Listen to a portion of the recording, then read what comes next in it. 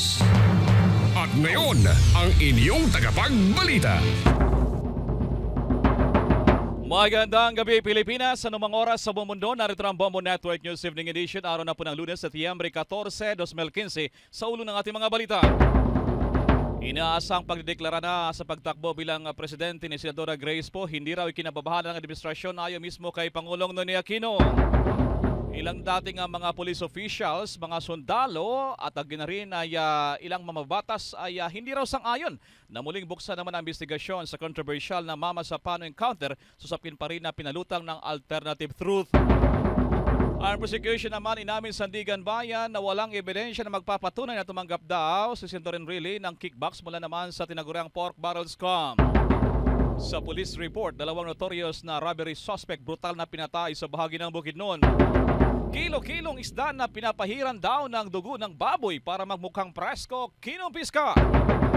Balita naman sa ibayong dagat, mga paralan naman sa Indonesia na shutdown dalan pa rin sa haze. Usok daw umabot na rin sa Malaysia maging sa bansang Singapore. Banta naman sa buhay ng Santo Papa na pigilan daw ng mga otoridad sa Amerika. Sa sports, balita Gilas Pilipinas, itinuturing daw nila na critical na ang linggong ito sa kanilang pagkasanay, kaya magtatago muna sila sa lalawigan ng Cebu bago naman ang pagsabak sa FIBA Asia Championship sa China. Sa showbiz, balita Ai de las Salas, hindi raw susuko kahit bigong makausap ang ama ni Germanio sa bahagi ng Japan. Live via satellite mula pa rin sa Bombo News Center Makati, na pa rin tayo mga kaibigan sa ating audio at visual sa official website ng Bombo Radio Philippines and www.bomboradio.com. Ayun niyo pong anchorman si Bombel Maracol sa detalye ng ating mga balita. Sa isyu po ng politika, wala raw alam si Senador Tito Soto sa balitang nakatakda ng magdeklara ng kandidatura sa pagkapangulo si Senadora Grace Poe ngayong linggo. Ayon kay Senador Soto, wala siyang opisyal na tatanggap na impormasyon hinggil pa rin sa nasabing usapin. Kahit daw mula mismo sa mga taong malalapit naman kay Senadora Poe, walang nakakapagsabi naman sa kanya.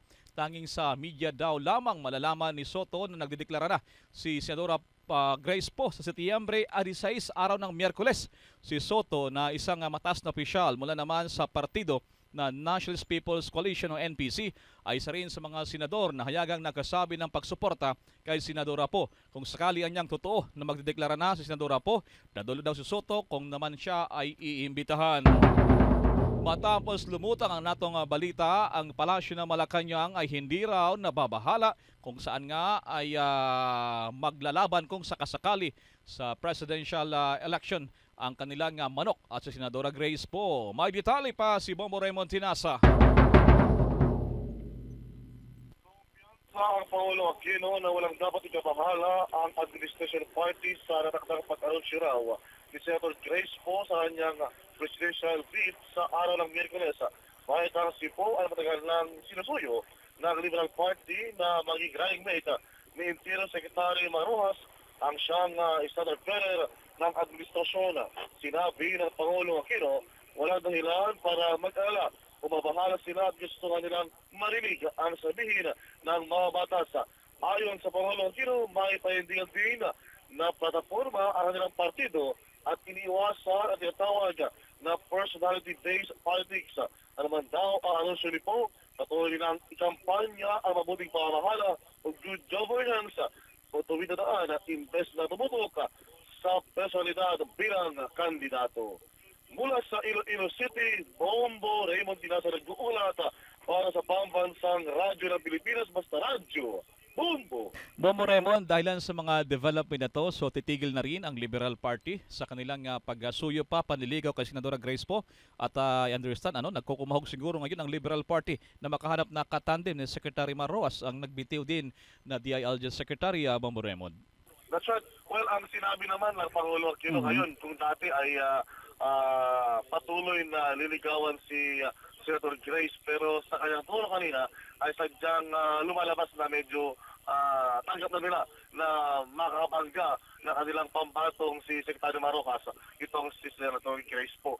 Pero ngayon daw ay nag-zero na sila sa tatlong mga pangalan na posibleng maging running mate ng kanilang pambato. So isa sa lumutan na kanina ay itong sina Congresswoman Leni Robredo, Senator Alan Cayetano at Davao City Mayor Rodrigo Duterte Bongo Elmar. Pero sa ngayon daw ay ayaw pang magsabi po at bahala daw ito na si Rojas na siyang mismong mag-anunsyo at pipili ng running mate Bongo Elmar. Oo, yung development kanina, mismong si Congressman Leni Robredo nagsabi na rin, tatakbo siya sa pagka-presidente kung wala na talaga ibang mapipili at yun na lamang option siya. So medyo unti-unti na siyang nagbubukas sa Bongo Raymond. Anyway, yes, go ahead. Well, hindi naman malayo dahil ang sumusuporta mismo ay nagtutulak kay Congresswoman Leni ay mga kalapit din sa Liberal Party o ng Pangulo Aquino mismo, Bongo Elmar. Alright, maraming salamat si Bongo Raymond Tinasa mula naman sa Iloilo. Usap-usapan kanina itong pag-amin daw ng ilang miyembro ng prosekusyon doon pa naman sa lumilitis sa pork barrel scandal case na walang ebidensya na magpapatunay na tumanggap daw si Loren Rilly ng kickback mula naman sa pork barrel scam. May detalye pa itong si Bombo June Desca. Inamin ng prosekusyon na wala silang direktang ebidensya laban kay Senador Juan Ponce Enrile na tumanggap ng kickbacks mula sa controversial na multi-billion peso pork barrel scam. Sa ginanap na oral summation para sa petition to post bail ni Janet Lim Napoles sa Sandigang Bayan 3rd Division, tinanong ni Associate Justice Samuel Martes ang prosecution panel kung makalipas ang isang taon na pagdinig ay may patunay o ebidensya na may papakita ang taga-usig na may natanggap na kickback si Enrile. Sagot naman ni Prosecutor Edwin Gomez, sa ngayon ay wala pa para sa bail hearing. Tinanong naman ni Presiding Justice Amparo Kabutahitang ang prosekusyon kung tama ba ang korte na ibasura ang kaso laban kay Enrile kung walang patunay na tumanggap ito ng kickbacks. Sagot naman ng prosekusyon, tama. Ngunit iginiit ni Prosecutor Gomez na kahit pa walang maipresentang ebidensya ang prosekusyon laban kay Enrile ay mananagot pa rin ang senador sa kasong plunder dahil hinayaan ito ang kanyang pork barrel funds na mapunta sa Peking Foundations ni Janet Lim Napoles. Si Enrile ay pansamantalang nakamit ang kalayaan matapos payagan ng Korte Suprema na makapagpiyansa sa kanyang kasong plunder habang ang dalawang kasamahan na sina Senators Jinggoy Estrada at Ramon Revilla Jr. ay kapwa nakapiit pa rin sa PNP Custodial Center dahil sa kahalintulad na kaso. Yan ang ulat si Bombo June Desca para sa Pambansang Radyo ng Pilipinas. Basta Radyo, Bombo! Oras sa buong Pilipinas, 10 minutos na po nakalipas ng alas 6 ng gabi.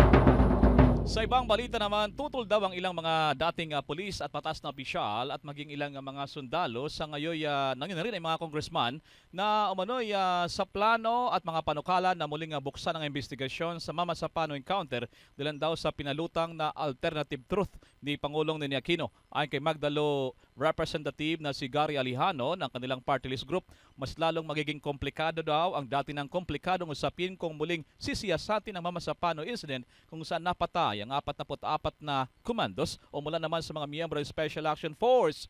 Git ng mamabatas, dapat noon pa ay nilabas na ng Pangulong Noynoy ang sinasabi itong katotohanan at hindi raw yung natatapos na ang maraming investigasyon gaya na lamang ng Board of Inquiry ng PNP at ng mababa at mataas na kapulungan ng Kongreso. Sa panig naman itong si Congressman Samuel Pagdilao na dati ring mataas na opisyal ng pulisya, kung walang credible na testigo at matitibay na malalakas na ebidensya pa o impormasyon, walang dahilan para muling buksan ang investigasyon sa Mama Sapano incident.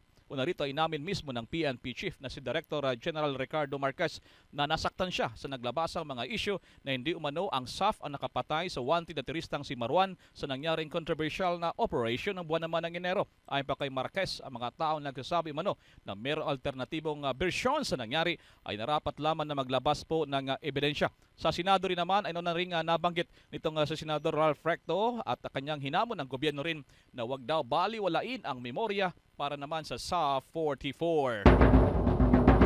Samantala naman mga kaibigan, nasa Pilipinas ngayon ang Defense Minister ng South Korea at todo paliwanag naman ang PNP sa naging kalakaran o kaya naman ay pagtungo sa bansa na naturang matas na opisyal ng South Korea. Nasa Campo Crame, si Bombanali Soberano. Dumistansya si South Korean Defense Minister Han Min-ko na magkomento kaugnay sa issue ng territorial dispute sa West Philippine Sea nang humarap ito sa mga miyembro ng media sa Campo Aguinaldo. Ayon kay Min-ko na umaasa sila sa mabilis na resolusyon ng kasong isinampa ng Pilipinas laban sa China sa International Tribunal.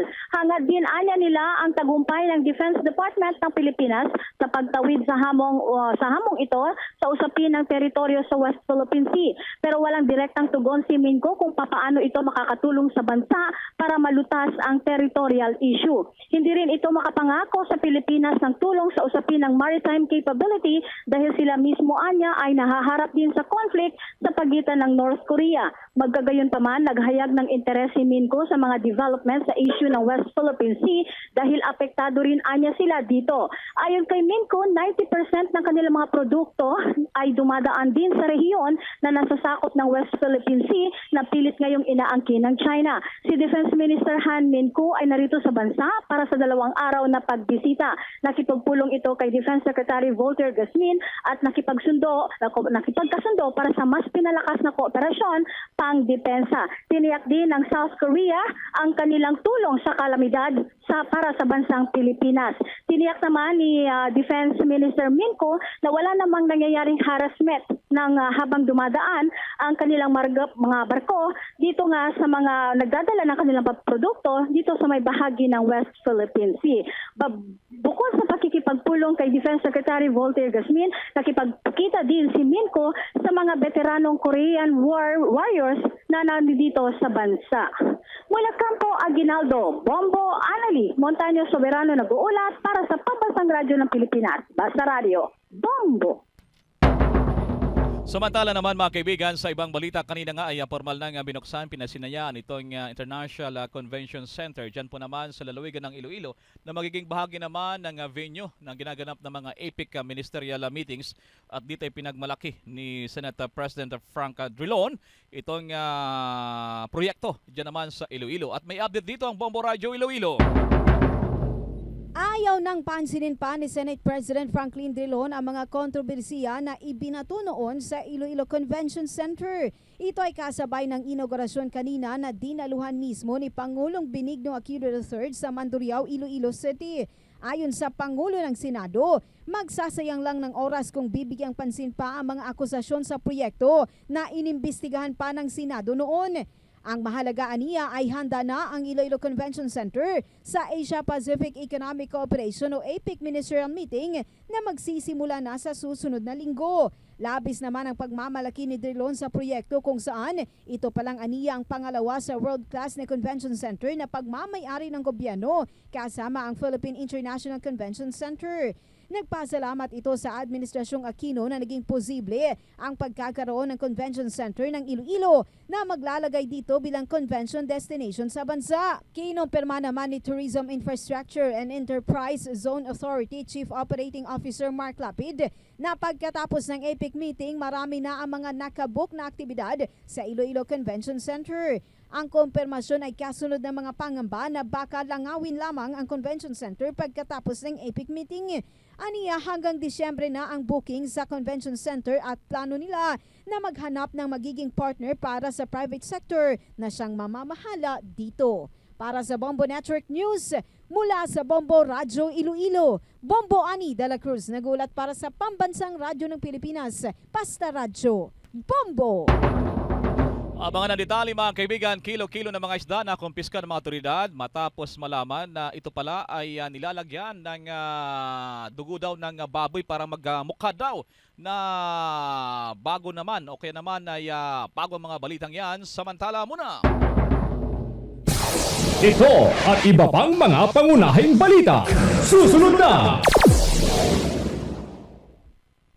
Bombo Disaster and Emergency Preparedness. Maging handa sa anumang trahedya o kapahamakan sanhi ng lindol.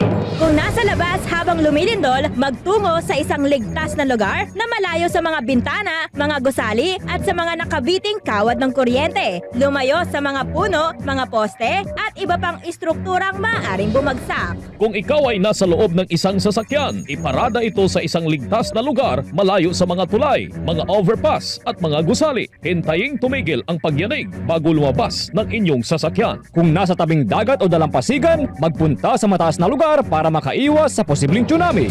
Tandaan, sa ganitong panahon, kahandaan at kaalaman susi sa kaligtasan. Bombo Disaster and Emergency Preparedness mula sa Pambansang Radyo ng Pilipinas. Bombo Radio Philippines. Basta Radio! Bombo! Siguradong may kakayahan. Siguradong walang ibang interes kundi ang bayan. Napakalaki ng nakataya para ipabaya sa baka sakali. Bakit tayo magpapaakit sa baka kung meron namang sigurado? Ang taong ito, walang iba kundi si Mar Rojas. Ako si Mar Rojas, tinatanggap ko ang hamon ng ating mga boss. Itutuloy, palalawakin at ipaglalaban ang daang patuloy.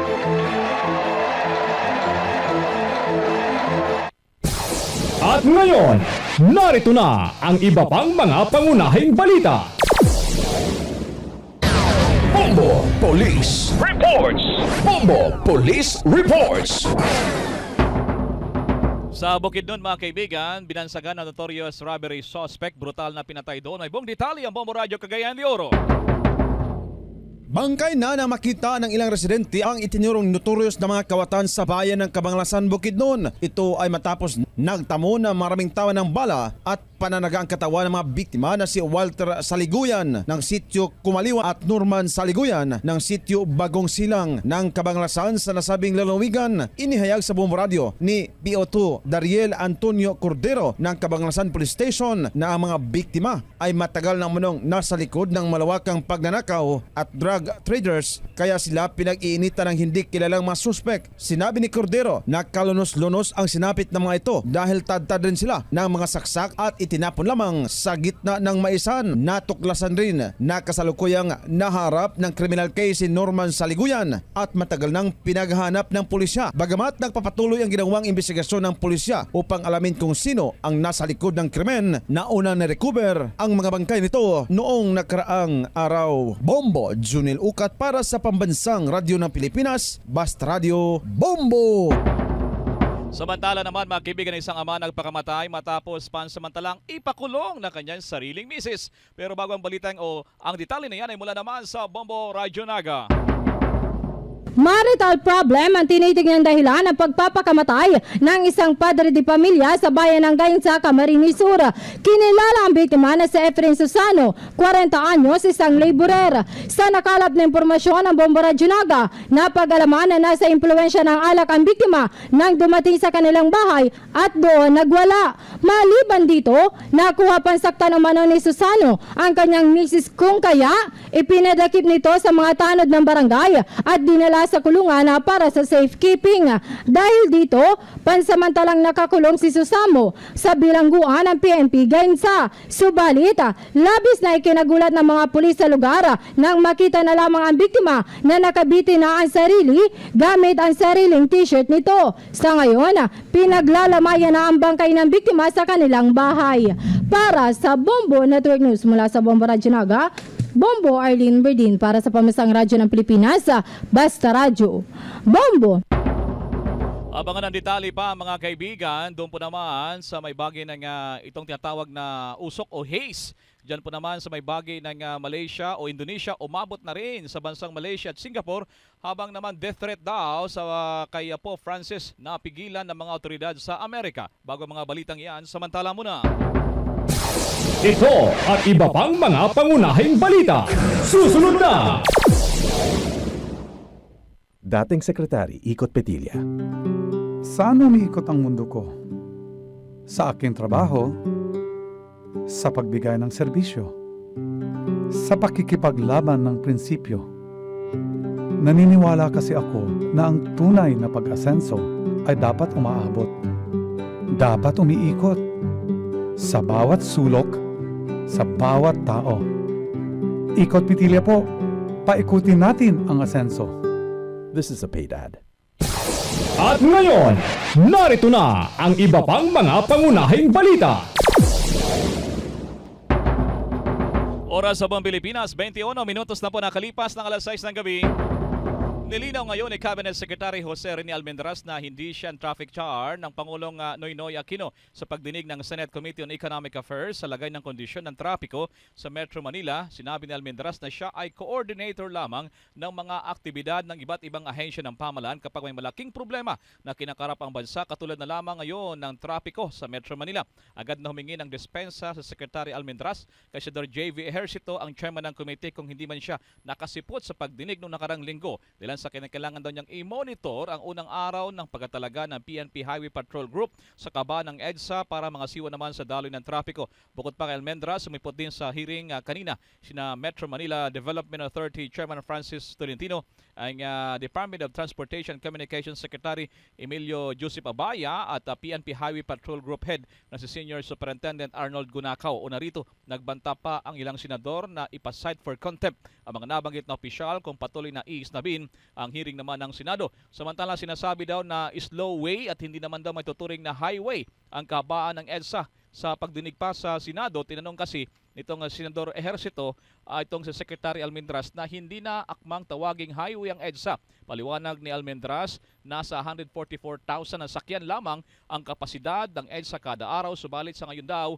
ay umaabot na ng 225,000 hanggang 260,000 na mga sasakyan ang dumadaan sa EDSA. Pero paglilinaw ng kalihim, major thoroughfare pa rin ang EDSA. Yun nga lamang daw, matinding traffic talaga ang naranasan nila pa rin. Sobrang dami ng mga sakyan ang dumadaan naman kada araw. Sinasabi na 80% ng mga motorista ang dumadaan naman sa kabahaan ng EDSA.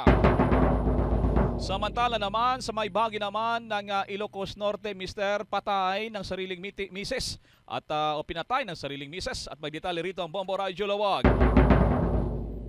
Kinumpirma ni Police Senior Inspector Arnel Tabaog, Chief of Police ng PNP Marcos, ang pagpatay ng isang misis sa kanyang sariling asawa sa Barangay Ferdinand Marcos, Ilocos Norte. Kinilala ni Tabaog ang biktima na si Ronald Ballesteros, habang ang suspek ay ang live-in partner mismo ng biktima na si Jenny Montaño, 27 anyos at parehong residente ng nasabing barangay. Ayon kay Tabaog, batay sa isinagawa nilang investigasyon, nangyari ang insidente noong gabi ng Setyembre 11 nang magkaroon ng away ang mag-live-in dahil sa problema sa pamilya kung saan nasaktan ng biktima ang suspek. Dahil dito ay kumuha ang suspek ng kutsilyo at pinagsasaksak ang biktima kung saan nagtamo ng sugat sa kanyang likuran at sa kanyang dibdib na dahilan ng kamatayan nito. Porsigido naman ang mga magulang ng biktima na magsampa ng kaso laban sa suspek. Ang biktima at suspek ay may 2 anak, isang 4 na taong gulang at isang 2 taong gulang. Nabatid din ang mag-live-in ay madalas na mag-away dahil sa problema sa pamilya.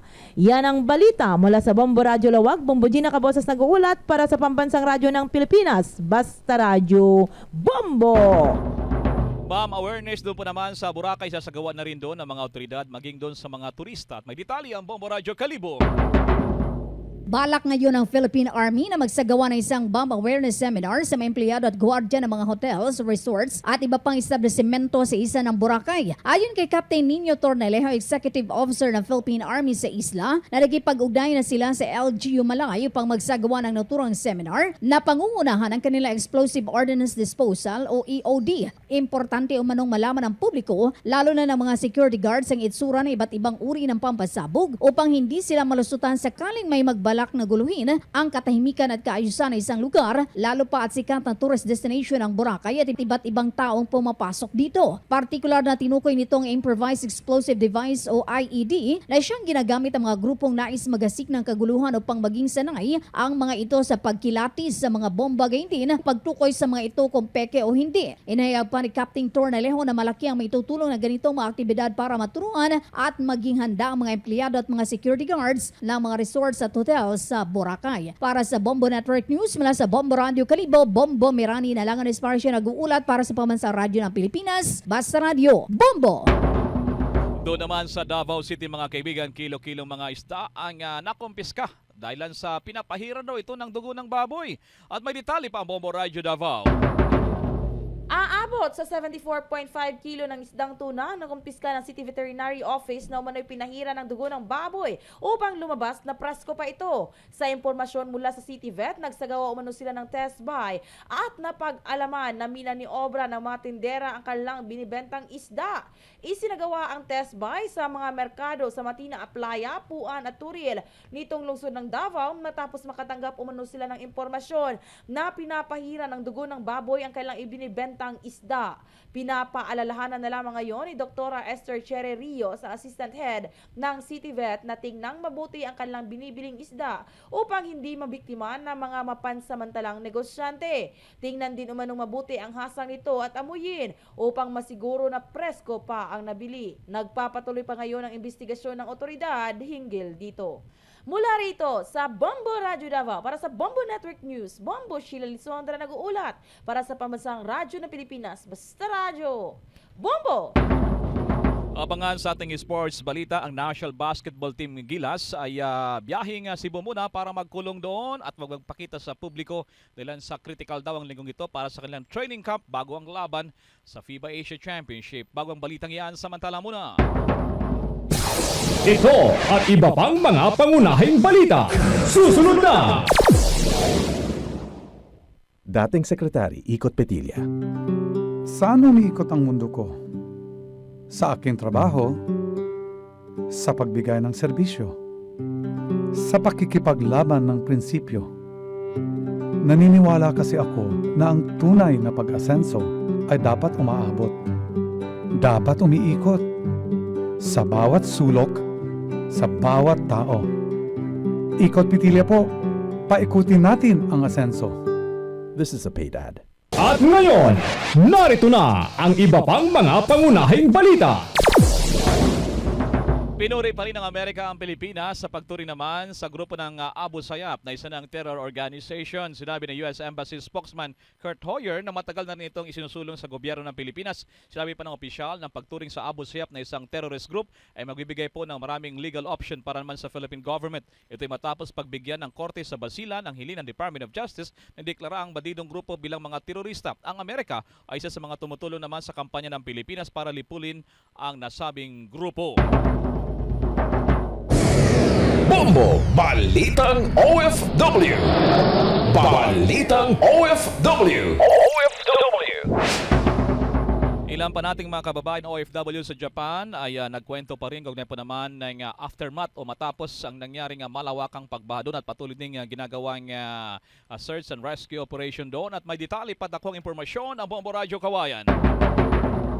Nagpapatuloy ang air and ground monitoring ng pamahalaan ng Japan sa mga lugar na lubhang naapektuhan ng pagbaha tulad ng Ibaraki Prefecture, Miyagi Prefecture at Toshigi Prefecture. Sa panayam ng Bombo Radyo Kawayan, inihayag ni Bombo Correspondent Joan Manzano Haga, residente ng Nagilian Isabela at naninirahan na ngayon sa Fukuoka City, Japan, na ngayon ay nagsubside na ang tubig baha. Sa mga apektadong lugar ay makikita ang mga bahay na binaha at mga sasakyan na naghambalang sa nasabing mga lugar. Pinawi naman ni Ginang Haga ang pangamba ng pamilya ng mga Pinoy na nasa Japan na walang dapat ipag-alala dahil puspusan ngayon ang pagtulong ng pamahalaan sa mga apektadong pamilya. So far, wala pong Filipinos na affected doon daw po sa lugar na yon. Inihayag pa ni Ginang Haga na kada Lunes ay mayroong isinasagawa ang mga lokal na pamahalaan na disaster prevention drill at naka-high alert ngayon ang mga mamamayan doon. Normal na lamang sa Japan ang disaster prevention drill at nasanay na ang mga mamamayan doon dahil sa palagiang nakakaranas ng pagyanig sa nasabing bansa. Mula rito sa Bombo Radyo Kawayan para sa Bombo Network News, Bombo Estrella Estolas nag-uulat para sa Pambansang Radyo ng Pilipinas, Basta Radyo, Bombo! 30 minutos na po nakalipas ng alas 6 ng gabi.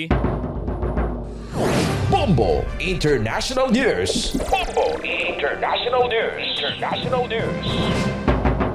Mga paralan sa bansang Indonesia nag-shutdown na rin dahil pa rin sa tinatawag na haze. Ito yung usok na to ay umabot na rin maging sa Malaysia at abot din ng Singapore habang banta sa buhay ng Santo Papa napigilan daw sa Amerika. Yan iba pang mga balita mula naman kay Bombo Lizelle Galan. Isang banta sa buhay ni Pope Francis sa pagbisita nito sa Amerika sa susunod na linggo ang napigilan. Sinabi ni House Homeland Security Committee Chairman Congressman Michael McCaul na mahigpit nilang minomonitor ang mga banta sa buhay ng Santo Papa at isa nga rito ay napigilan na ng mga otoridad. Ayon kay McCaul, nababahala siya para sa seguridad ni Pope Francis dahil napaka-passionate raw nito. Mahilig niya lumapit sa tao ang Santo Papa na isang malaking security risk. Ayon sa ilang intelligence sources, may mga chatter silang minomonitor pero sa ngayon, wala pang credible threat laban sa Santo Papa. 6 na araw mananatili sa Amerika si Pope Francis na magsisimula sa September 22 sa Washington. Kabilang sa aktibidad nito ang pagharap nila ni US President Barack Obama sa White House at isang parada bago dumiretso ng New York para sa pagharap sa United Nations General Assembly at misa sa Madison Square Garden. Mismong si Obama at First Lady Michelle Obama ang sasalubong kay Pope Francis sa paliparan pagdating nito ng Amerika. Sa kabilang dako, nabalot na rin ng haze na nagmumula sa Indonesia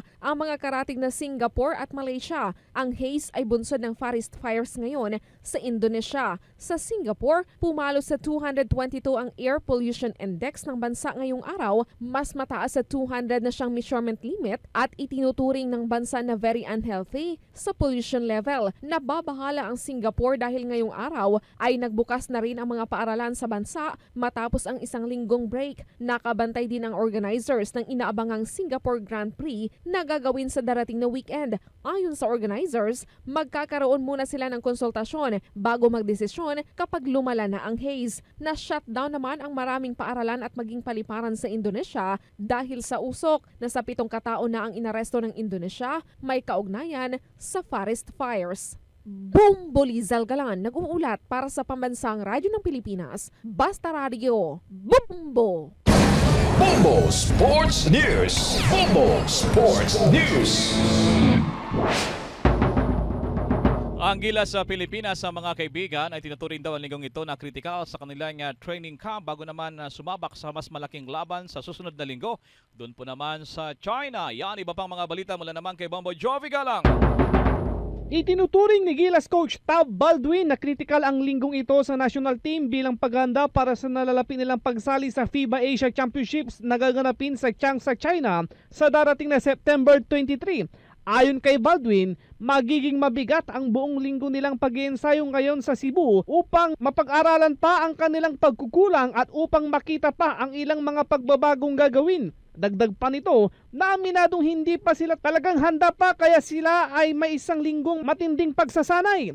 Kailangan pa din nilang baguhin ang kanilang high energy upang sila ay magwagi. Bagamat kontento ito sa naging performance ng national team sa nagdaang Jones Cup at MVP Cup, ay may mga aspeto pa silang aayusin gaya ng pagkakaroon ng matibay na lineup at ang pagkakaroon ng magandang confidence ng bawat manlalaro sa isa't isa upang mas lalong makuha nila ang kanilang adikain na makamit ang kampyonato. Nilinaw din ito na isinama nila si Gary David at Trey Rosario kahit na hindi sila kasama sa Final 12 ay dahil kinakailangan din nila ng ibang mga malalakas na manlalaro sa ensayo. Samantala, dodoblihin ni Gilas physical therapist Dexter Asiron ang pag-workout kay naturalized player Andre Blatch upang manumbalik ang kanyang pangangatawan at bilis sa paglalaro ng basketball. Sinabi dito na gagawin niyang 2 beses kada araw ang weight training at mobility exercises upang agaran itong makabalik sa paglalaro at ganun din ang gagawin nito sa lahat ng mga Gilas members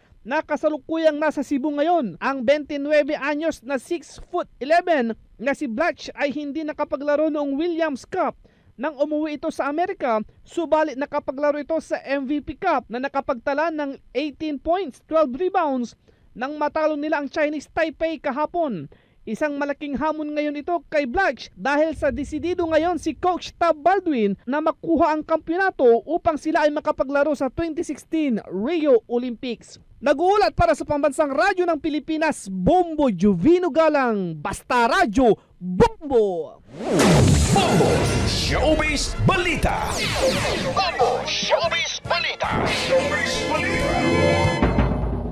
Hindi pa raw susukol si Yay de las Alas kahit hindi pa nakakausap itong ni Jiro, ang kanyang sariling ama doon naman sa Japan. Yan, iba pang mga balita mula naman kay Bombo Nes Kayabyab.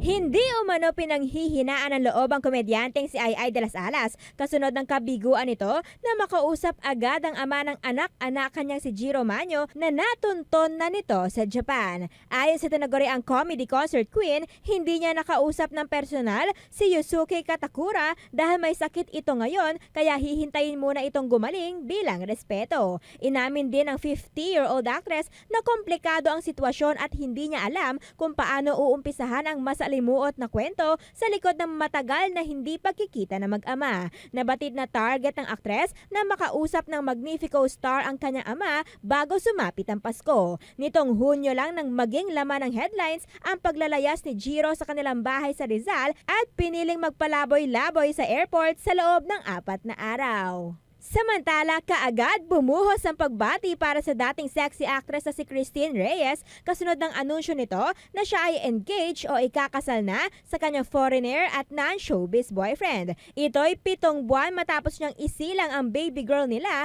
ng mixed martial arts fighter na si Ali Katibi. Una rito, nagpost si Reyes ngayong araw ng larawan ng kanyang kamay suot ang engagement ring habang hawak ang kamay ng kanyang fiancé. Para sa Bombo Network News, Bombo Nes Kayabyab para sa Pambansang Radyo ng Pilipinas, Basta Radio, Bombo! Bombo Business News and Foreign Exchange Rate Update. Foreign Exchange Rate Update.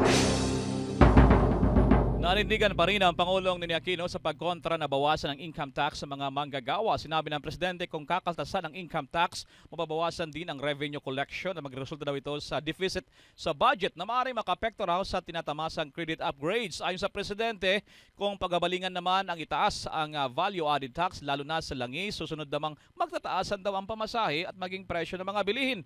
Hindi raw ito progressive taxation kung saan mas malaki ang kinikita, ang mas mataas din ang binabayaran ang buwis, imbis na ito ay regressive o taxation na nandadamay sa lahat ng bumabaliktad o bumabalikat ng mas malalaking mga buwis. Sa kasalukuyan po, nasa 32% ang income tax rate sa bansa. At plano ito ng ilang mambabatas na gawin na lamang ito na 25%. Hindi po maganda doon po naman sa mga motorista. Nag-anunsyo ngayon ang Philippine National Petroleum Corporation na bagya silang magatas ng 10 centimos kada litro sa kanilang produktong gasolina. Ipapatupad po yan mamayang alas 12:01 ng madaling araw. Maging sa Eastern Petroleum Corporation ay nag-abiso na rin sa price hike sa gasolina rin ng parehas din na 10 centimos kada litro. Ipapatupad naman daw nila bukas ng alas 6 ng umaga, araw na po yan ng Martes. Samantala sa Bangko Sentral ng Pilipinas, mga kaibigan, bagya pong bumawi ng halaga ng piso kontra dolyar. Ang isang dolyar ay katumbas sa Pilipinas ng 46 pesos and 82 centavos. Yung isang sa Hong Kong dollar naman ay katumbas siya ng 6 pesos, habang yung isang Singaporean dollar ay katumbas siya ng 33 pesos .14 centavos.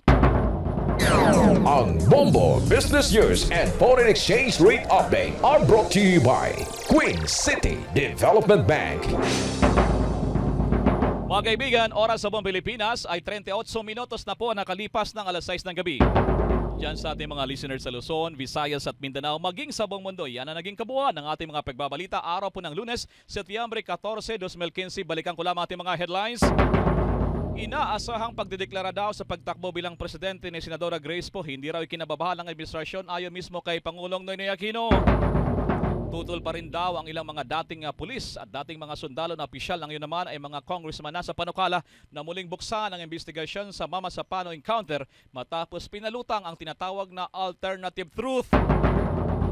Armed prosecution, inamin daw sa Sandigan Bayan na walang ebidensya na magpapatunay na tumanggap daw si Senador Enrile ng kickbacks mula naman sa tinaguriang pork barrel scam.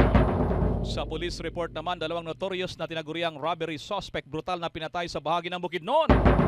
Kilo-kilong mga isda na pinapahiran daw ng dugo ng baboy para mabukhang presko, kinumpiska ng mga otoridad. Balita naman sa ibayong dagat, mga paaralan sa Indonesia na shutdown dahil pa rin sa haze o itong usok po na umabot na rin sa bansang Malaysia maging sa Singapore. Death threat naman kay Pope Francis na pigilan daw ng mga otoridad doon naman sa Amerika. Sa sports balita, Gilas Pilipinas nasa itinuturing na critical ngayon ang buong linggo sa kanilang training camp. Dilan kaya naman ay magtatago muna sila sa kanilang training sa Cebu bago ang pagsabak sunod na linggo sa FIBA Asia Championship sa China. Sa showbiz balita, Ay de las Alas hindi pa rin daw isusuko kahit bigo pa rin makausap ang ama ni Jiro Manyo doon naman sa Japan. At upang mapagsilbihan pa sa ibang platform, mga may matagapaginig sa iba't ibang dako ng mundo, ang Bombo Network News Morning Edition, alas 7 po yan ng umaga. At Bombo Network News Noontime Edition, alas 12 ng katanghalian. At Bombo Network News, alas 6 ng gabi. Lunes hanggang Sabado ay napapanood din na mayroong visual sa pamamagitan po ng ating official website and www.bomboradio.com. Maaari kaming sundan sa aming Twitter at Bombo Radio News. Kaya naman i-like kami sa aming Facebook, ang facebook.com/Bombo Radio Philippines. At live via satellite mula pa rin sa Bombo News Center, Makati nyo pa rin anchorman si Bombel Maracol para sa Pambansang Radyo ng Pilipinas. Basta Radyo, Bombo!